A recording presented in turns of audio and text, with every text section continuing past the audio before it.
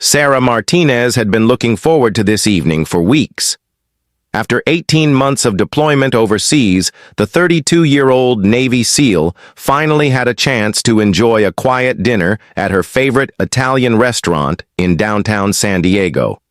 She had traded her military uniform for a simple black dress and comfortable flats, wanting nothing more than to blend in with the civilian crowd and savor some normalcy. The restaurant buzzed with the typical Friday night energy. Families occupied the larger tables while couples shared intimate conversations over candlelit meals. Sarah chose a corner booth, appreciating the strategic view it offered of the entire dining room. Old habits died hard, even during peacetime. She had just ordered her favorite dish, chicken parmesan, when she noticed three men at the bar becoming increasingly loud and aggressive. They appeared to be in their late 20s, dressed in expensive suits that suggested successful careers, but their behavior told a different story. Empty beer bottles cluttered their section of the bar, and their voices carried across the restaurant with disturbing comments about other patrons. Sarah tried to focus on her meal when it arrived, but her training made it impossible to ignore potential threats. The men had been making crude remarks about several female diners, their voices growing bolder with each drink. The restaurant staff seemed hesitant to intervene, perhaps intimidated by the men's aggressive posture and expensive appearance. 20 minutes into her meal, Sarah watched as the three men approached a young couple at a nearby table. The woman appeared to be in her early 20s, clearly uncomfortable as one of the men leaned over her chair, making inappropriate comments. Her male companion, obviously nervous, asked them politely to leave them alone. Instead of backing down, the situation escalated quickly.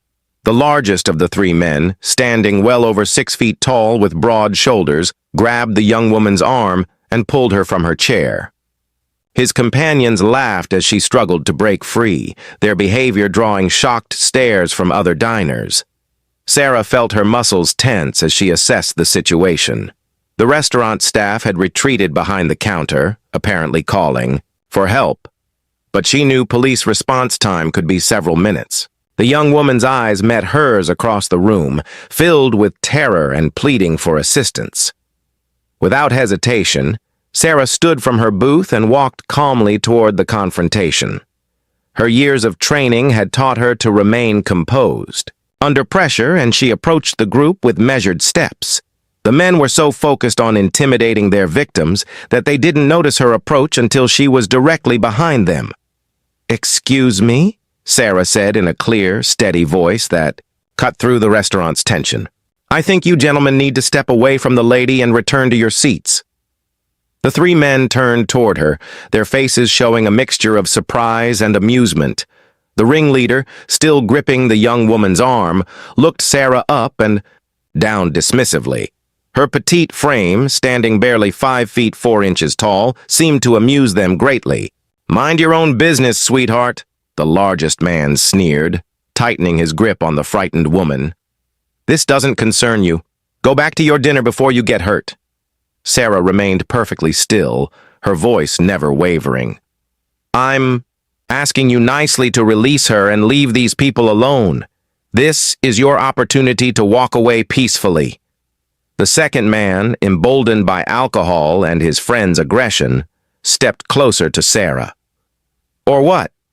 What's a little girl like you going to do about it?" He reached out to push her shoulder, clearly intending to intimidate her into backing down. That single touch was all Sarah needed to justify her response. In her world, any unwanted physical contact constituted an assault, and she was authorized to defend herself and others accordingly. The men had no idea they had just made the biggest mistake of their lives. The moment the second attacker's hand made contact with Sarah's shoulder, 15 years of intensive military training kicked into overdrive. Her body moved with the fluid precision of someone who had spent countless hours perfecting hand-to-hand combat techniques in some of the world's most dangerous environments. In one lightning-fast motion, Sarah grabbed the man's wrist, twisted it sharply to the right, and used his own momentum against him. The man found himself face down on the restaurant floor before he could comprehend what had happened. The sound of his body hitting the ground echoed through the suddenly silent dining room. The ringleader, shocked by the speed of Sarah's response, released his grip on the young woman and lunged toward Sarah with both fists raised. He had at least 60 pounds and 8 inches of height advantage, but Sarah had trained with men twice his size in conditions far more challenging than a restaurant floor. She sidestepped his clumsy attack effortlessly, using a basic evasion, technique she had mastered during her first year of SEAL training. As he stumbled past her, she delivered a precise strike to a pressure point on his neck, causing his legs to buckle instantly. He crashed into an empty table, sending dishes and glasses cascading to the floor. The third attacker, realizing his friends were no longer standing, attempted to flee toward the restaurant's front entrance. Sarah had anticipated this reaction and positioned herself to block his escape route. When he tried to push past her, she employed a simple but effective defensive move, redirecting his forward momentum and sending him sprawling across the entryway. The entire confrontation lasted exactly 15 seconds, though to the stunned restaurant patrons, it seemed to unfold in slow motion. 3 aggressive men who had been terrorizing other diners now lay groaning on the floor, completely incapacitated by a woman who appeared to be enjoying a quiet dinner alone. Sarah immediately checked on the young couple who had been the initial targets of the harassment. The woman was shaking but uninjured, while her companions stared in amazement at the scene that had just unfolded. Other diners began to emerge from their shocked silence, some reaching for their phones to record the aftermath. "Are you both okay?" Sarah asked the couple, her voice returning to its earlier calm tone as if nothing extraordinary had occurred. "Do either of you need medical attention?" The young woman shook her head, still processing what she had witnessed. "How did you... who are you?" she stammered, looking between Sarah and the 3 men who were slowly attempting to regain their composure. Before Sarah could respond, the restaurant manager approached cautiously, his face pale with concern. "Miss, thank you for helping, but I need to call the police. This kind of violence in my establishment," he began, clearly worried about potential liability issues. "Please do call them," Sarah replied calmly. "These men assaulted other patrons and attempted to assault me. I defended myself and others using only the necessary force to stop the threat." Her measured response reflected years of training in rules of engagement and the legal justifications for defensive actions. The largest attacker, nursing what appeared to be a bruised ego more than any serious injury, struggled to his feet and pointed accusingly at Sarah. "She attacked us! We were just talking to people and she went crazy on us!" His voice cracked slightly, the earlier bravado completely gone. Several other diners immediately contradicted his version of events, having witnessed the entire confrontation from beginning to end. An elderly gentleman at a nearby table stood up and addressed the manager directly. "Young man, I saw everything," he declared in a firm voice. "These 3 thugs were harassing that young lady and her boyfriend. When this brave woman asked them to stop, they tried to intimidate and assault her. She only defended herself after they put their hands on her." A middle-aged woman dining with her family nodded in agreement. "My daughter was afraid to go to the bathroom because of how these men were behaving. This lady saved the evening for everyone here." Other patrons murmured their support, creating a clear picture of what had actually occurred. The 3 attackers exchanged worried glances, realizing their attempt to reframe the situation had failed completely. Multiple witnesses had observed their aggressive behavior throughout the evening, and several people had already begun recording videos with their smartphones. Within minutes, the restaurant filled with the sound of approaching sirens. 3 police officers entered through the main entrance, immediately assessing the scene before them. Broken dishes scattered across the floor, overturned furniture, and 3 disheveled men sitting against the wall painted a clear picture of what had transpired. Officer Maria Rodriguez, a 15-year veteran of the San Diego Police Department, took charge of the situation. She had responded to countless bar fights and domestic disturbances, but something about this scene struck her as different. The woman standing calmly near the corner booth didn't fit the typical profile of someone involved in a restaurant brawl.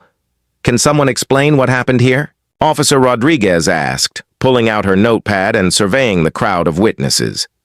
Before anyone could respond, the largest attacker jumped to his feet and began pointing dramatically at Sarah. "Officer, that woman is dangerous. She attacked us without provocation. We were just having a friendly conversation with some people and she went berserk on us."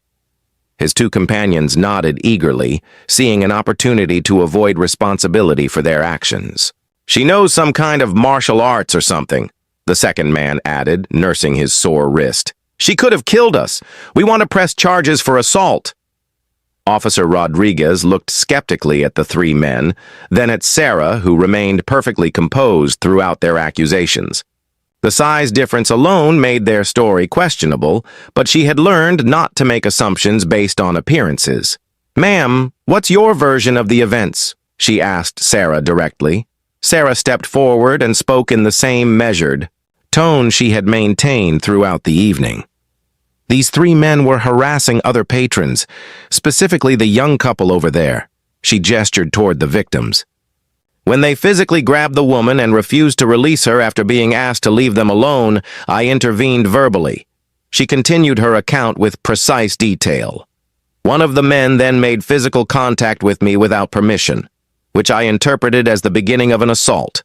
I used only the minimum force necessary to neutralize the threat to myself and the other patrons." The restaurant manager stepped forward with his own testimony. "Officer, I watched the whole thing. These three men had been drinking heavily and making inappropriate comments to female customers all evening. My staff was preparing to ask them to leave when this situation escalated."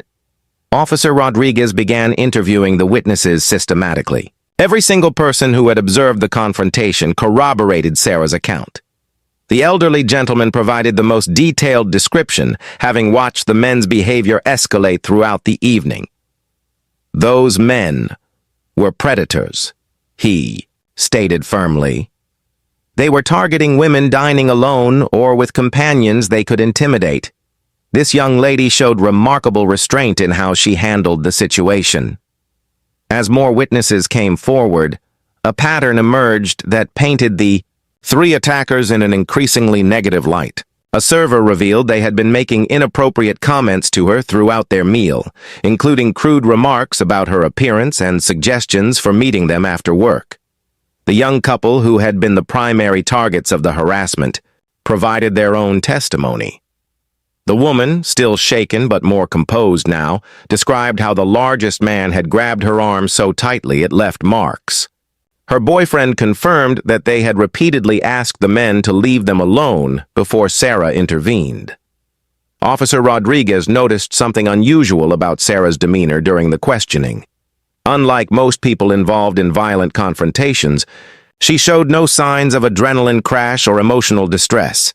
Her breathing remained steady, her responses were articulate and precise, and she displayed the kind of calm confidence typically associated with law enforcement or military personnel.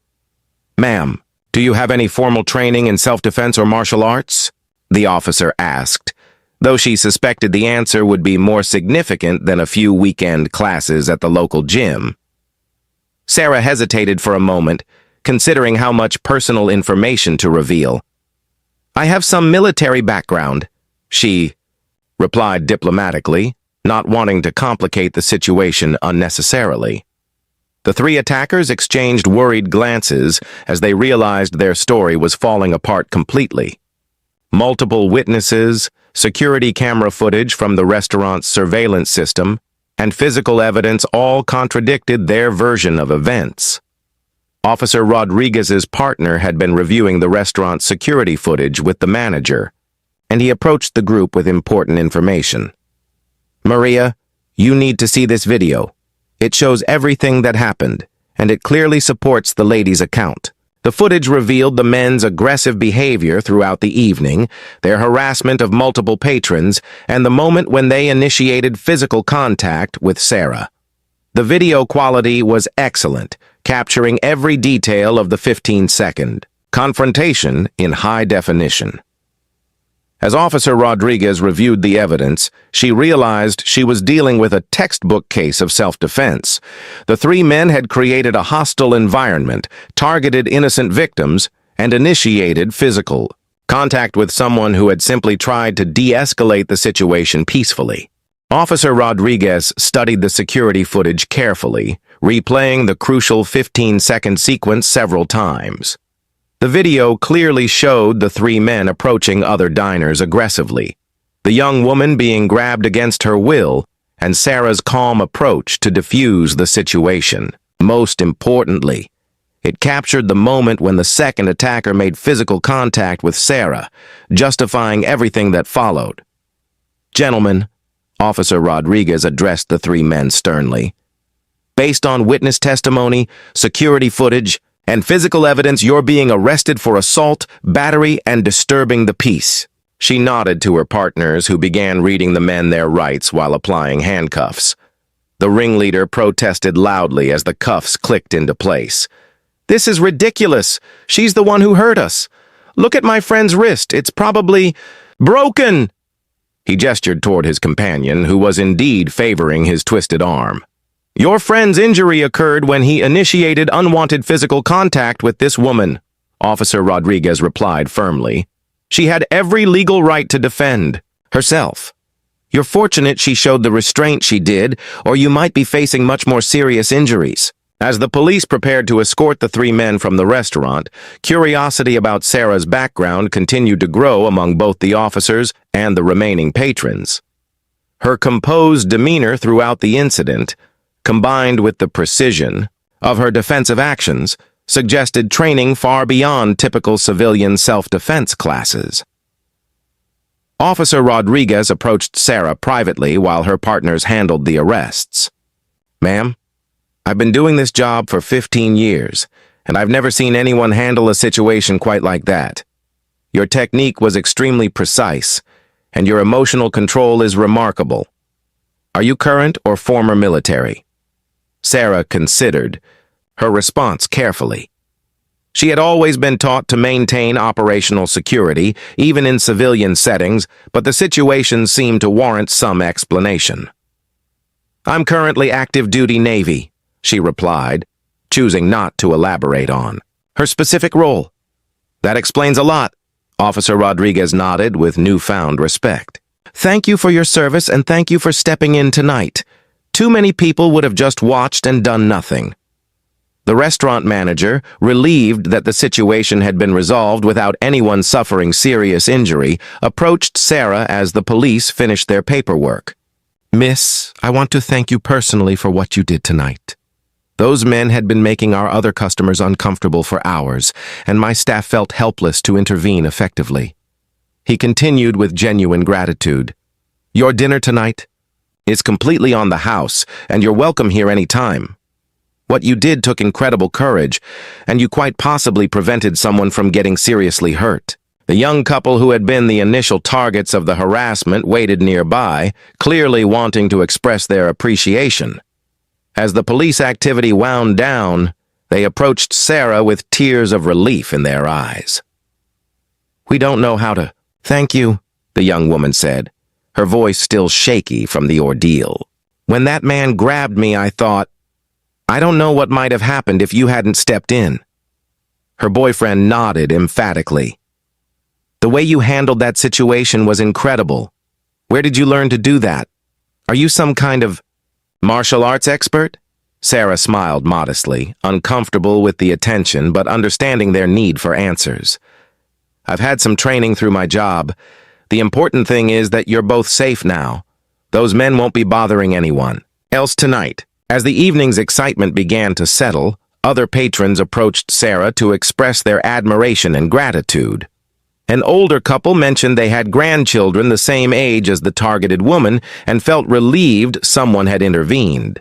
A group of business colleagues dining nearby praised her quick thinking and decisive action. The restaurant gradually returned to normal operations, though conversations at every table centered on what they had just witnessed. Several patrons had recorded portions of the incident on their smartphones, and videos of the confrontation were already beginning to circulate on social media platforms. Sarah attempted to return to her interrupted dinner, but the chicken parmesan had grown cold during the commotion. The kitchen staff, having witnessed the entire event, prepared a fresh meal without being asked, refusing to accept any payment despite Sarah's protests. As she ate her replacement dinner, Sarah reflected on how quickly a peaceful evening had transformed into a situation requiring her professional skills. She had hoped to enjoy a quiet night away from the intensity of military life, but circumstances had demanded she draw upon her training to protect innocent people. The incident reminded her why she had chosen her particular career path within the military. Her specialized training wasn't just about combat operations overseas. It was about being prepared to protect others whenever and wherever threats emerged, even during a casual dinner in a civilian restaurant. Word of the evening's events had already begun spreading beyond the restaurant's walls, with local news outlets receiving tips about the unusual confrontation from witnesses who had been present during the incident. By the following morning, videos of the restaurant confrontation had spread across multiple social media platforms, viewed by thousands of people who were amazed by Sarah's swift and decisive response. The footage showed her calm approach, the attacker's aggressive behavior, and the lightning-fast sequence that left 3 grown men on the floor within 15 seconds. Local news station Channel 8 received multiple tips about the incident, and veteran reporter Jessica Chen recognized the potential significance of the story. She had covered military affairs for over a decade and suspected there was more to Sarah's background than a simple military training explanation. "This isn't typical military combatives training," Jessica observed while reviewing the security footage with her producer. "The precision, the speed, the tactical awareness. This woman has received specialized combat instruction at the highest levels." The story gained national attention when military affairs blogger Mike Stevens, himself a former Marine, analyzed the security footage frame by frame. His detailed breakdown of Sarah's techniques identified specific moves from advanced special operations training programs that weren't taught to regular military personnel. "What we're seeing here," Stevens wrote in his viral blog post, "is someone with training consistent with elite special operations forces. The way she controlled distance, managed multiple attackers, and neutralized threats while minimizing injury suggests Navy SEAL or similar special operations background." Sarah's commanding officer, Captain Robert Hayes, became aware of the media attention during his morning briefing. While the Navy generally preferred to keep its personnel out of civilian news stories, this particular incident reflected positively on military training and professionalism. "Martinez," he called her into his office the following Monday morning, "I understand you had an interesting weekend. Care to explain how you ended up as the subject of a viral video?" Sarah provided a complete debrief of the restaurant incident, emphasizing that she had acted as a private citizen defending herself and others, not as a representative of the military. Captain Hayes listened carefully, recognizing that his subordinate had handled a difficult situation with exactly the kind of judgment and restraint the Navy expected from its elite personnel. "You did everything by the book," he concluded after hearing her full account. "No excessive force, clear justification for action, protection of innocent civilians. The media attention isn't necessarily unwelcome either. It shows the public that our training produces personnel who can be trusted to act responsibly in any situation." The 3 attackers, meanwhile, found themselves facing more serious consequences than they had anticipated. David Morrison, the ringleader, worked as a marketing executive for a major corporation that prided itself on diversity and inclusion. When the company's human resources department learned about his arrest for assaulting women in a restaurant, he was immediately suspended pending a full investigation. His 2 companions faced similar professional repercussions. James Wheeler, an account manager at a prestigious law firm, found his employment terminated when partners learned about the incident. The third man, Kevin Torres, worked in financial services and discovered that his employer had a zero-tolerance policy for employees convicted of assault charges. Legal experts following the case noted that the security footage made prosecution extremely straightforward. Defense attorneys for the three men privately advised them to consider plea agreements rather than face trial, given the overwhelming evidence of their guilt and the compelling testimony from multiple witnesses. Sarah's true identity became public knowledge when investigative reporter Jennifer Walsh obtained personnel records through Freedom of Information Act requests. The revelation that the restaurant defender was actually Petty Officer First Class Sarah Martinez, a decorated Navy SEAL with 2 combat deployments, transformed the story from a viral video into a national news phenomenon. The discovery generated intense media interest in Sarah's military career and background. Public records revealed her participation in classified operations in Afghanistan and Iraq, though specific details remained redacted for national security reasons. Her service record showed multiple commendations for valor and leadership in combat situations. Military recruiting stations across the country reported increased interest from young women inspired by Sarah's example. The Navy's Public Affairs Office began receiving requests for interviews and appearances, recognizing the positive impact her story was having on military recruitment and public perception. Sarah herself remained uncomfortable with the attention, preferring to focus on her military duties rather than celebrity status. She declined most interview requests, issuing a brief statement through Navy Public Affairs, emphasizing that she had simply done what any trained person should do when witnessing an assault in progress. "I acted to protect innocent people who were being victimized," her statement read. "This is what we're trained to do, whether in military operations overseas or as citizens at home. I hope this incident encourages others to stand up for those who need help within their own capabilities and training." The restaurant where the incident occurred experienced an unexpected surge in business, with visitors hoping to see the location where the now famous confrontation had taken place. The manager installed a commemorative plaque near Sarah's original table, thanking her for her service and her actions that evening. The incident had transformed from a simple case of self-defense into a cultural phenomenon that sparked discussions about military training, civilian responsibility, and the appropriate response to public harassment and assault. 6 months after the restaurant incident, the ripple effects continued to influence lives across the country. Sarah Martinez had been promoted to Chief Petty Officer, partly in recognition of how professionally she had handled both the confrontation and the subsequent media attention. Her commanding officers praised her for representing the Navy's values and training standards in the most positive possible light. The legal proceedings against the 3 attackers concluded with all 3 men pleading guilty to assault and battery charges. David Morrison received 6 months in jail and 2 years of probation, along with mandatory anger management counseling. James Wheeler and Kevin Torres received similar sentences, plus community service requirements that included speaking to young men about respect for women and appropriate behavior in public spaces.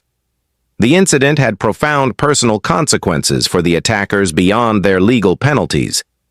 Morrison lost his marketing executive position and struggled to find comparable employment, as potential employers discovered his criminal record during background checks.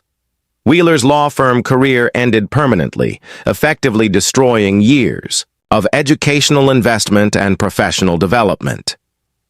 Kevin Torres faced the additional consequence of losing his financial services license, making it impossible to continue in his chosen career field. All 3 men were required to pay restitution to the restaurant for damages and lost business during the incident, as well as covering medical expenses for their own injuries. The young couple who had been the initial targets of the harassment, Jennifer and Mark Thompson, maintained contact with Sarah throughout the legal proceedings. They testified at the sentencing hearing about the lasting impact of the attack on their sense of security and their gratitude for Sarah's intervention.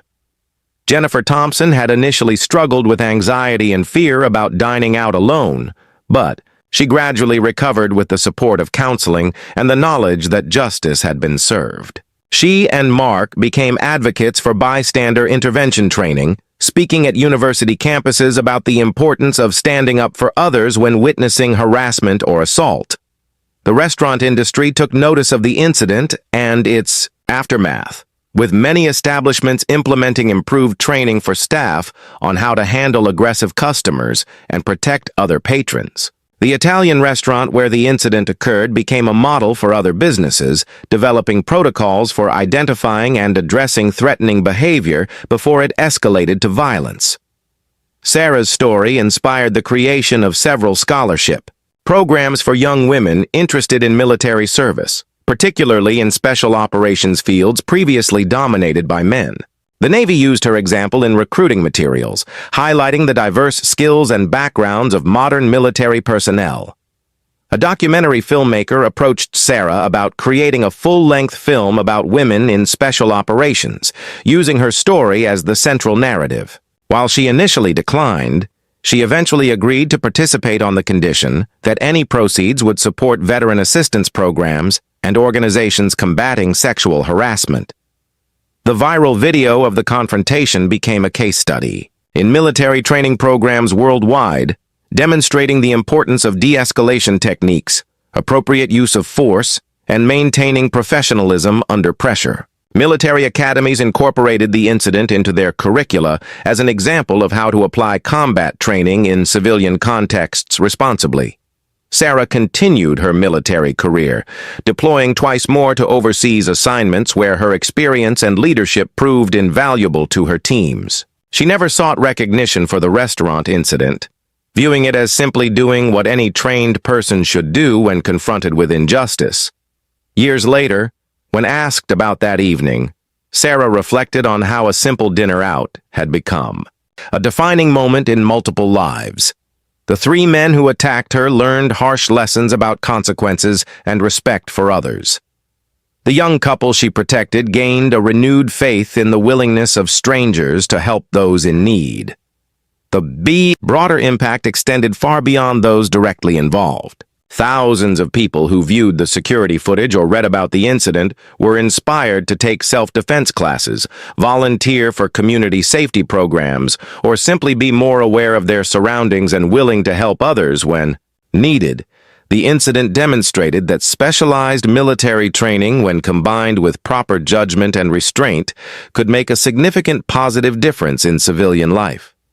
Sarah's actions that evening embodied the military values of service before self, excellence in all endeavors, and integrity in every situation.